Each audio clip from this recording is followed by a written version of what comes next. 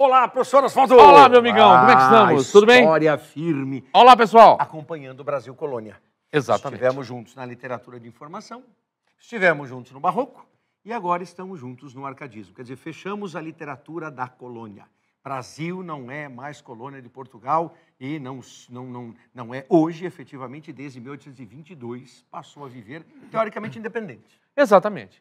Veja, a partir da nossa república. Primeiro, nos tornando independentes em 1822, né, mas ainda com certos vínculos em relação a Portugal. E o período literário trata exatamente disso. Exato, com certos vínculos em relação a Portugal. Ainda temos aí uma estrutura econômica e social que ainda corresponde ao período, ao período da colônia. Quer dizer, nós mudamos politicamente. Sim. Deixamos de politicamente pertencer a Portugal para termos a nossa estrutura de poder aqui. Mas econômica e socialmente ainda estamos com a mesma estrutura do período colonial. Perfeito. Então vamos olhar para cá, meu bom amigão. O que nós temos aqui? O arcadismo, Super Osvaldo, o que é? O arcadismo é o período literário da Arcádia. A Arcádia era, em parte, o lugar para discussões. Era, então, o local em que as pessoas se uniam para discutir assuntos de desenvolvimento intelectual. A elite discutia o arcadismo. Então, a Arcádia servia para isso. É uma espécie de clube de discussões. Então, a Arcádia é, na verdade, um palco, um local, um teatro, é um seminário, pode-se assim dizer. O arcadismo também será chamado como arcadismo, setecentismo, por causa da sua periodização, dos seus séculos, também como neoclassicismo, porque é um classicismo novo, não é o classicismo português, mas também essa literatura será chamada como literatura do pré-romantismo. Exatamente isso. Então eu tenho arcadismo, setecentismo, neoclassicismo e pré-romantismo. Tudo isso para dizer que essa literatura começou em 1768 e ela se estendeu até 1836. E aí grandes mudanças no mundo. Exato. O nosso slide vai pontuar isso. Veja, é contigo agora. Nós temos, por exemplo, se nós pensarmos em termos mundiais, e esse é um ponto muito importante, anote aí, lembre-se disso, nós temos a chamada Era das Revoluções, assim aí, comentada por Eric Hobsbawm, para nós, Super Reginaldo. Isso, olha só. Nós temos a Era das Revoluções, e a Era das Revoluções nos lembra o quê? Dos pensadores iluministas, do iluminismo, né? Mas justamente aquelas ideias que vão envolver estas revoluções, que são quais? A Revolução Industrial, Revolução Francesa, primeiro antes, independência dos Estados Unidos, Revolução Francesa, independência das colônias latino-americanas, né? Que são justamente processos que estiveram imbuídos do pensamento iluminista que estava ali. E aí nós temos... E é claro, se nós quisermos trazer para o Brasil, e temos que trazer, ali está a figura. Nós podemos trazer, por exemplo, dentro das chamadas revoltas emancipacionistas. E dentro dessas revoltas emancipacionistas nós temos uma em particular. Isso mesmo, você lembrou, Inconfidência Mineira. Daí vem o arcadismo. Então, todo o palco do arcadismo se dá em Ouro Preto, Vila Rica, à época.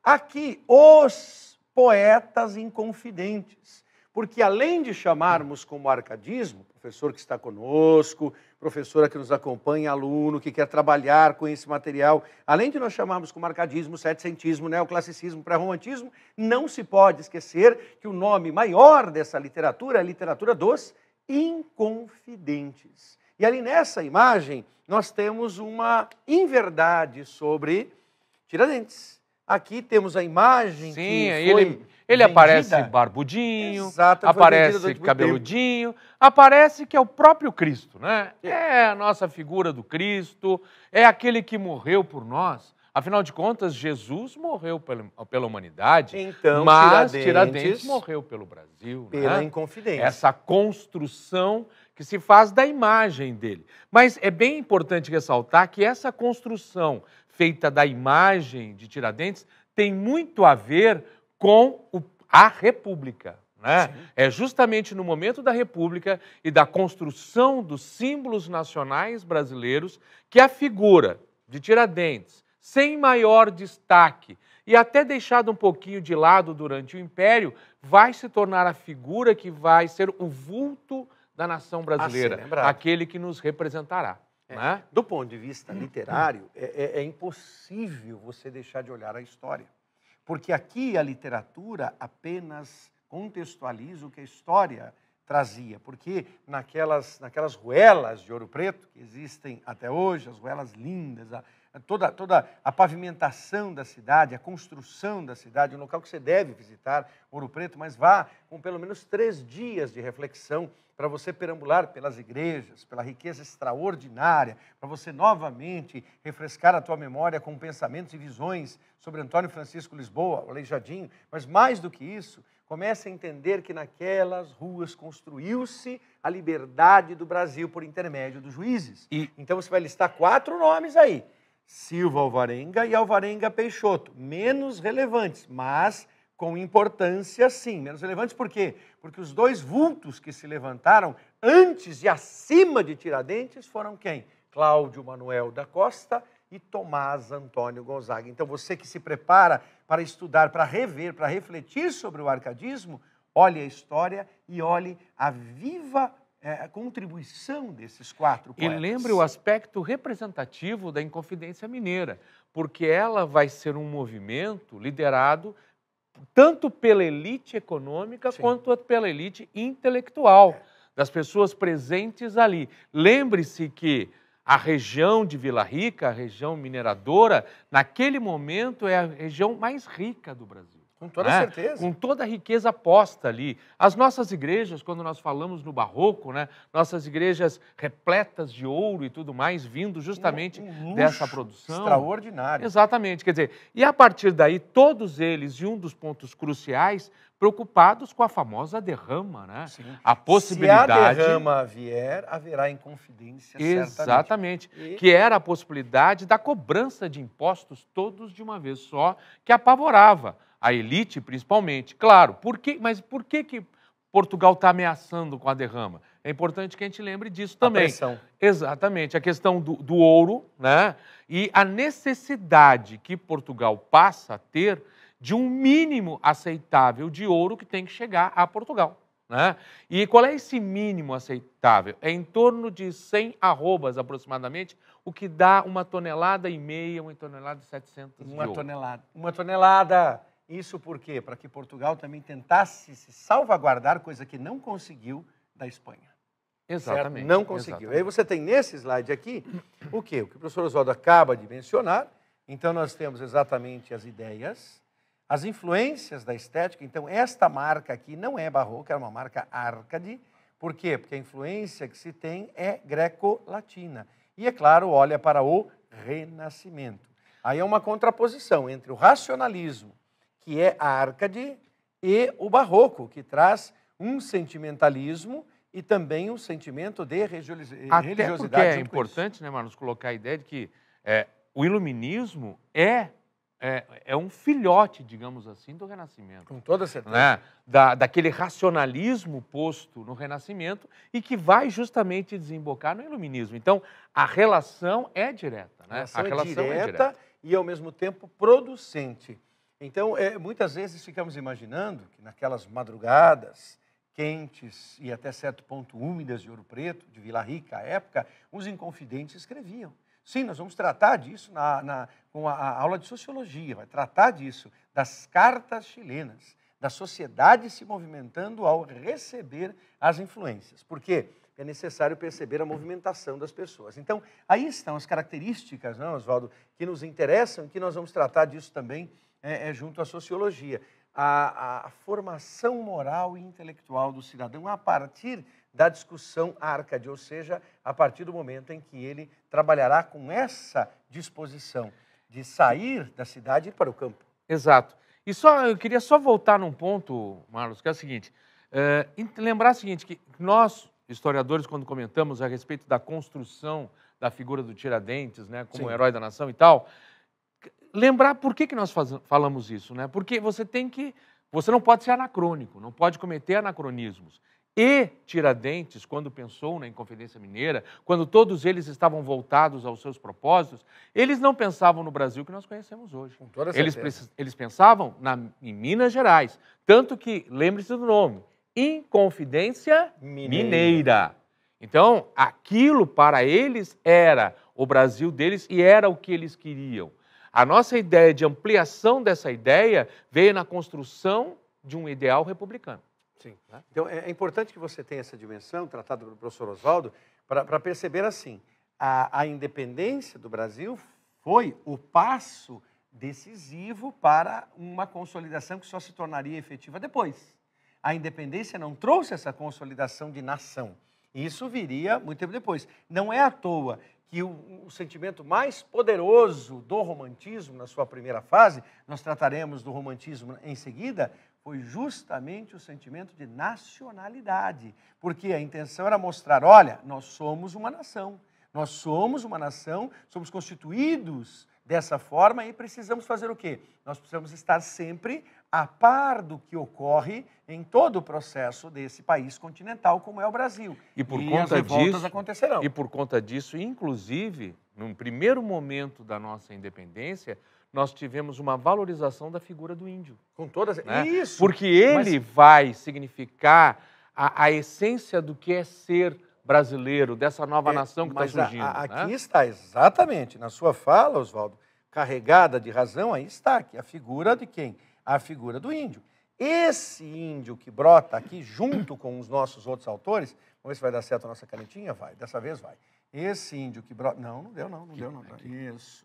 Volta aqui, volta aqui, volta aqui. Aí. Este índio que vai brotar aqui, ele será o ícone do romantismo. Por que ele iconiza o romantismo? Porque o Brasil precisava de um símbolo da terra para mostrar a portugueses, espanhóis, enfim, holandeses, todos que viessem para cá, que nós também possuíamos um representante nato que era dono da terra. Então, a riqueza do arcadismo como período literário também passa por isso. Por quê? Porque os poetas surgidos aqui foram líricos, sim, porque falaram de amor. Cláudio Manuel, usando o apelido de Glouceste Saturnio, o pseudônimo Árcade, o pseudônimo Pastoril, o Tomás Antônio Gonzaga, o mais importante desses poetas, o Dirceu, também um pseudônimo Pastoril, e o Silva Alvarenga e o Alvarenga Peixoto, outros dois poetas que estiveram contextualizando isso. Na figura do índio, surgiram quais poemas? O Uraguai e Caramuru. Todos poemas que iconizaram, idealizaram o índio, e por isso se configuram em pré-romantismo, professor Oswaldo. Mas aí uma pergunta que se deve fazer à luz da história é como os brasileiros reagiram depois da prisão. O Cláudio Manuel foi preso e depois ele é assassinado. Até hoje sustenta-se que ele cometeu suicídio, mas ele foi assassinado na Casa dos Contos. E o Tomás Antônio Gonzaga foi preso e daí expulso do país, ele foi defenestrado do Brasil. E, é claro, Tiradentes foi não só assassinado, como ele foi, entre aspas, esquartejado. Como você, historicamente, define o Brasil pós essa extrema força demonstrada pelos agentes governamentais em reprimir os inconfidentes? Voltamos ao que eu coloquei para você como ponto inicial. Do que eu chamei a Inconfidência Mineira, você tem dois momentos aí que a gente chama de momento de crise do processo colonial, que são as revoltas nativistas e as revoltas emancipacionistas. Eu chamei de quê? De revoltas emancipacionistas. Emancipar. O que é emancipar? É libertar-se, né? É deixar de estar sob o jugo de alguém. E justamente esse sentimento, ele vai perdurar. Esse sentimento ficou na colônia. Aqueles que junto participaram desse pensamento, aqueles que junto foram buscar o iluminismo, aqueles junto que cresceram com esta ideia, vão tentar promovê-la. É claro que era um movimento da elite, não era um movimento popular. Então vai demorar ainda para que esse movimento chegue ao elemento popular. Ele vem de cima para baixo. Inclusive porque a população não se sentia representada por nada e ninguém. Exato. Ela apenas sofria o pagamento. Tem que pagar, tem que pagar, tem que pagar. E alguém vai discutir por mim. Aí, é claro, esses intelectuais se reuniam, aí é que vem a Arcádia, esse clube, esse grupo de desenvolvimento intelectual, com influência portuguesa, porque em Portugal, as Arcádias sempre existiram nas universidades portuguesas. Esses Árcades trazem para o Brasil essa influência e começam aqui a desenvolver um grupo de liberdade. Aí nós temos aquela casa. Quando você está em Ouro Preto, um dos cenários mais bonitos é você olhar uma casinha lá na Praça Central, é olhar aquela casinha à esquerda, bem distante, e se apregoa e se atribui o fato de que ali naquela casinha os inconfidentes se reuniam nas madrugadas para discutir o que fazer, como fazer e de que maneira sensibilizar as pessoas. Exato. Para que as pessoas... De que forma alcançar a população que estava de fora. Para que as pessoas se sensibilizassem com isso e entendessem que a briga não era só deles, a luta não era só da elite. A elite, ao contrário, a elite intelectual, nesse aspecto, os juízes Tomás Antônio Gonzaga e Cláudio Manuel da Costa queriam apenas que a população fosse menos drenada dos seus recursos. Exatamente. Ok, amigo? Que era justamente buscar a participação popular. Exatamente. Aí nós temos aqui o início, do marco inicial, aí está no século XVIII, como você está vendo, então o marco inicial é justamente a obra, o livro Obras Poéticas, do Cláudio Manuel da Costa, o início do arcadismo no Brasil. E se me permite, Marlos, é um momento importante também, aqui justamente esse momento que você colocou, que é o momento também de expulsão dos jesuítas do Brasil. Né? E que tem toda uma relação estabelecida. Quem é que vai fazer essa expulsão? É justamente o Marquês do Pombal. Aí está. Vamos retornar para a imagem dele aqui. Vamos retornar para a imagem dele, exatamente. Vamos retornar aqui, retornamos, está aí, ali vai aparecer. Ali está o Marquês do Pombal, aqui, neste cantinho, professor Oswaldo. Exatamente. E ele que vai fazer essa expulsão. Há lá histórias de que teria sido porque quando houve, né, houve lá um terremoto em Portugal, em Lisboa mais especificamente, os jesuítas teriam dito que seria uma punição de Deus pelo tipo de atitude que o governo português estava tendo e não sei o quê, e afinal de contas isso teria sido uma punição. Marquês do Pombal ficou brabo e acabou expulsando os jesuítas. Mais ou menos. Né? Tem todo o envolvimento também com o tipo de preocupação que Portugal, o governo português, passava a ter com os jesuítas no Brasil também. Sim. Eles estavam se estabelecendo de uma forma extremamente forte. O jesuíta, ele tem por pensamento um vínculo direto ao catolicismo e à igreja ultramontana, como a gente diz, em Roma, e não o acesso direto a Portugal, ou, digamos assim, uma ligação direta a Portugal, e sim a ligação à igreja ultramontana. Então, esses foram alguns aspectos, de uma certa forma, que levaram à própria expulsão dos jesuítas. Esta fotografia, ela traz, esta placa mostra isso, evidencia a prisão de Cláudio Manuel da Costa e a sua morte. É a Casa dos Contos. Quando você for a Ouro Preto, você pode ir agora a Ouro Preto, ou seja, aproveitar essa passagem de ano, enfim, férias, e visitar Ouro Preto. Antes, mais de uma década, você só olhava por um espaço, um tijolinho aqui, o cenário de dentro. Agora, permite-se que você entre. A última vez que estivemos lá, nós vimos os dois cenários. Primeiro, olhamos só esse buraquinho, certo? Uma espécie de clarabóia possível, e depois, da última vez, entramos mesmo, estivemos lá dentro da cela, do catre, do local em que Cláudio Manuel teria pendurado um lençol no pescoço e se enforcado. Ele que era o Glouceste Saturnio. Então, a bem da verdade, do ponto de vista literário, a primeira vítima, o primeiro sacrifício em favor de uma discussão maior por conta da liberdade e dessa independência foi feita por Cláudio Manuel da Costa. Os guias turísticos, inclusive, Oswaldo, eles insistem em dizer assim, muitas vezes garotos que estão ali ao redor e que querem guiar, insistem em dizer, eles querem ver onde o poeta Cláudio Manuel se matou e tudo mais. Aí, é claro, o que eles passam é exatamente essa ideia de que ele cometeu o suicídio, quando, na verdade, ali houve um conluio para dar um exemplo, e vai se dar um exemplo com um juiz importante como Cláudio Manuel. Exato. Não, eu só ia comentar como o poder constituído gosta de forcas, né? E gosta de enforcamentos. Sim. Se você pensar que Vladimir Herzog também teria... E não é no século XVIII. Não é no século XVIII. Quer dizer, parece que a técnica não muda, né? Parece que a técnica mais ou menos permanece a mesma. Da repreensão. E aí nós temos 2 filmes para sugerir a você, certo? Claro que os 2 filmes têm seus defeitos, têm as suas situações, um mais, outro menos, é claro, mas, por favor, 1492, anote aí, você que está com o seu bloquinho de anotações, já teve alguns apontamentos nessa aula, pegue aí o seu bloquinho de anotações e escreva lá, 1492, A Conquista do Paraíso. Nós já falamos sobre ele, com Gerard Depardieu. E assista. Quanto a filmes, é importante destacar uma coisinha assim que é especial. Tem muitos professores, você colega professor que pode estar assistindo, aluno, às vezes já ouviu, olha, não vale a pena filme, porque o filme ele acaba corrompendo o que realmente está colocado de realidade histórica. Não, pelo amor de Deus. Parta do filme para uma discussão. Não. Exatamente, parta do filme para uma discussão. Você, colega, mesmo que o filme seja ruim, vamos supor que o filme é ruim, ao contrário, para você ele é ótimo. Sabe por quê? Porque você vai poder fazer a desconstrução daquilo que está ali e construir a verdade histórica que pode ser. E a visão do cinema também. Entenda-se o cinema como arte, é arte, e uma visão artística sobre aquele período, que não precisa ser fidedigna todo o tempo. Segundo filme, segunda sugestão. Esse, sim, merece um ingresso melhor pela sua fidelidade. Robert De Niro, Liam Neeson e Jeremy Irons vivendo a missão.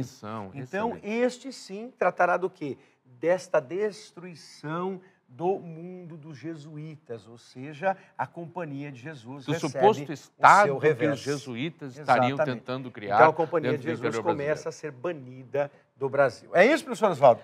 Eis, então, a dobrada da história e da literatura para o nosso aluno do SAI Digital. Você que está conosco, agora compete a você o quê? Dar uma olhadinha nesses filmes e estudar um pouco mais a poesia. Essa sim, a poesia de Tomás Antônio. Vale a pena. Até o próximo. Um abraço. Tchau, tchau. Até a próxima, pessoal.